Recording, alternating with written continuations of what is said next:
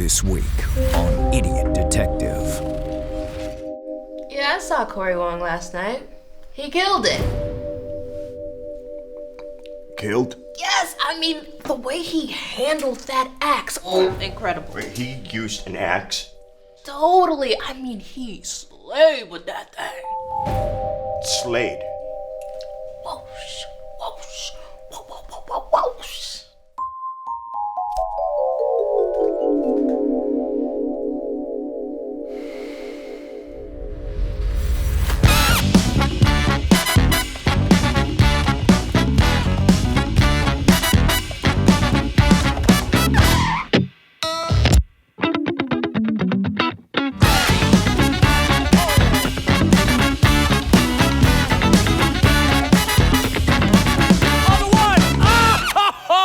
What's up, Internet? I'm Cory, and these are the Wongnotes. This is Cory and the Wongnotes. It's a show all about music. We're gonna play some songs, gab with great guests, see some sketch comedy. Just go with it. Today's episode is all about collaboration. Now, collaboration wouldn't be very useful if you didn't have anybody to collaborate with. So, I want to take a moment to introduce the band. On percussion, Negah Santos.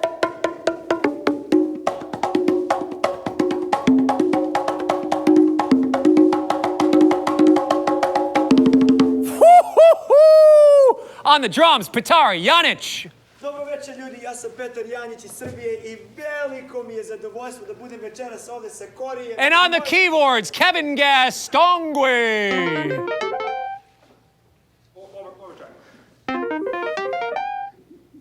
On the key... I got it, one more.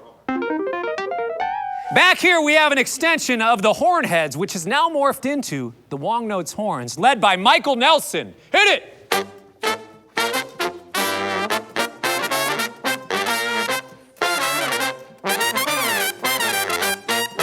And finally, the Baron of Bass Clef, the benefactor of Bravo, the Bo Bice of bitonal harmony, a beacon of blessings, and the backbone of the band, Sonny Thompson!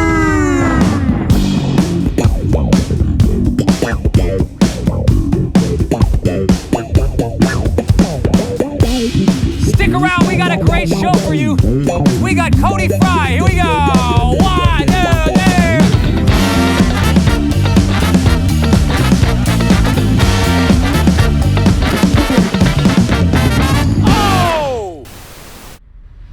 This week on Inside the Music. Fremont Bosch began when two married couples, Douglas and Kitty Fremont, and George and Susie Bosch met at a roller rink on the Sunset Strip in 1973. Leading music historians agree the band's chemistry was unprecedented. Love is blinding, love is cruel. Love will make you play the fool. Tell you, darling, don't you leave me lonely. 'Cause honey, baby, you're my one and only.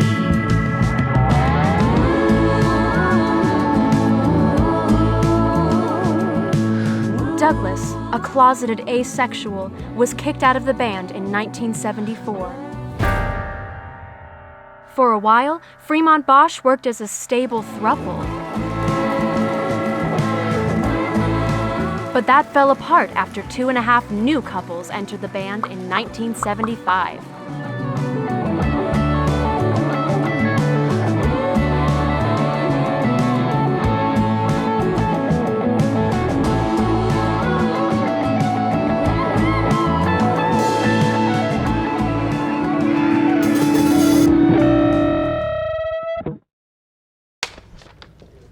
So what happened? What happens in any relationship, Barbara? I think what Lucy is trying to say is that things happen and people grow apart and might have different views about how to live life and be on tour and what we should call ourselves. Oh, we're not just Fremont and Bosch anymore. Fremont, Bosch, Miller, Jones, Wu, Baker. It sounds like a law firm to me, Lucy. Oh my. It was just typical polyamorous band things. And I understand there's now discussion of the band breaking up? Well, we had been talking about maybe splitting into at least 2 smaller bands. We had some trouble figuring out how to do it. We were thinking of splitting up like this, but then George and Lucy would still have to be in the same group together. Then we thought that maybe everybody could be in a band by themselves. Nope. So, 8 competing solo acts. Yeah, but Kurt still wants to be friends with everyone. Look, I still love all of you guys. That was the day Kurt saved the band. Well, 4/8 of it. Love is blinding, love is cruel. Love will make you a total fool. I tell you, darling, don't you leave me lonely. 'Cause honey, baby, you're my one and only. Fremont, Bosch, and Kurt went on to win 17 Grammys and become one of the best-selling groups of all time. In 2010, they made headlines for their star-studded, global, I love every single one of you guys animal rights campaign in support of dolphins, generally. In 2017, they were inducted into the Rock and Roll Hall of Fame. The rest is history. May their legacy rock on. I have with me one of my favorite collaborators in the world, Cody Fry. We've worked together on tunes like Golden. He worked with me on the Metropole Orchestra album, and we've done a bunch of writing and recording together. Cody, thanks for being with us today. It's my pleasure. My pleasure. Who is your favorite collaborator, and why is it Cory Wong? Okay, Cody's one of those cats that can do it all. I've seen you play bass, guitar, keys, sing, program drums. I've heard your demos that sound better than a lot of people's final products. Look, man, I didn't come here for you to just compliment me, man. Can we just interview him? Do I need it? All right, here's the deal. You could basically make your records, your albums, your stuff yourself. It's true. So what's the biggest advantage of working with other musicians rather than just doing it yourself? So, like, I'm an arranger, right? So I can understand the mechanics of like a pedal steel guitar or a clarinet. But since I don't play those things, I'm not fluent in that language. Man, when I hire a clarinet person, I want him or her to be able to speak in the fluent language that they know. Whereas if I'm getting too in the weeds on arranging, I might stifle what they could bring creatively to the session in a way that would make the whole thing worse. I think in some ways, you want to give players enough to go on where they feel like they can rehearse well and be prepared. But then once you get them that minimum, just see what they come up with, man. Yeah. To me, that's the best way to collaborate. All right, so what's best done by yourself and what's best done with other people? For me, at least, songwriting is something I like to do by myself. I like to get my ideas out in an environment where I feel like I can experiment as much as I want and no one's like waiting on me or looking over my shoulder. In terms of like arranging and collaborating in the studio, I think for me, those are my favorite experiences. Okay, top 3 people you want to collaborate with. Oof. All time. Man, when people ask questions like this, it stresses me out. Like Bruno Mars, I think that he is just like having so much fun, or at least it looks like he is. Yeah. Also, I know this is like super indie guy of me, but I love Bon Iver. I think like what Justin Vernon brings to tracks is so unique. Yeah. I'd probably have to pick like a film guy or like Hans Zimmer or something. I think it'd be really fun to collaborate with him. He seems like he's this like mad scientist of a composer that would be really fun to see what you'd come up with in a pop context. Yeah. Yeah. What about you, man? What are your 3 favorite collabs? Now you have to answer. The original king, George Benson. That's number 1. I knew you were going to say that. Benson. I know this about you. Red Hot Chili Peppers.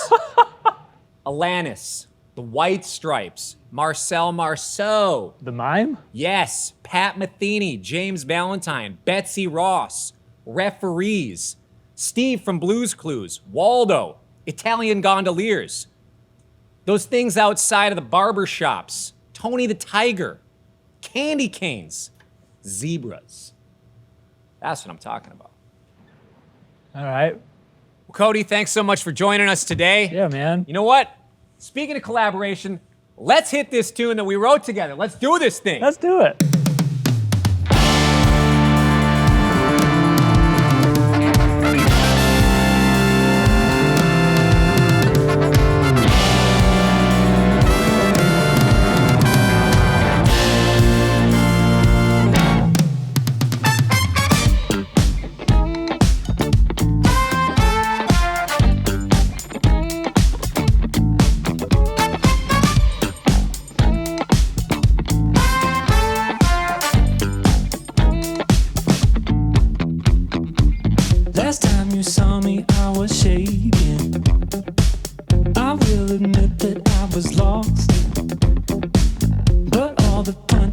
I've taken.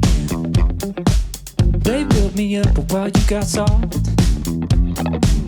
I know you think it's so, but we ain't done. You turned it up and I took the heat. You turned around and thought I was beat. You let your guard down, forgot to watch out. Now I'm coming back around.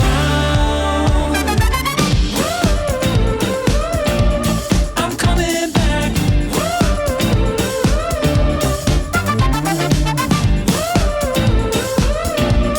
I'm coming back around. You started before I was ready. I will admit you got the jump,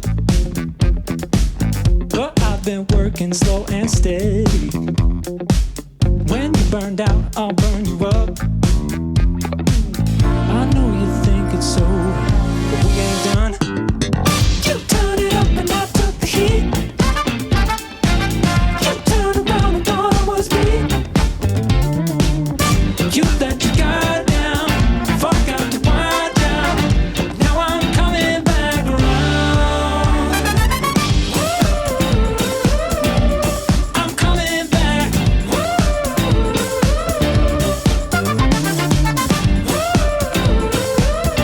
I'm coming back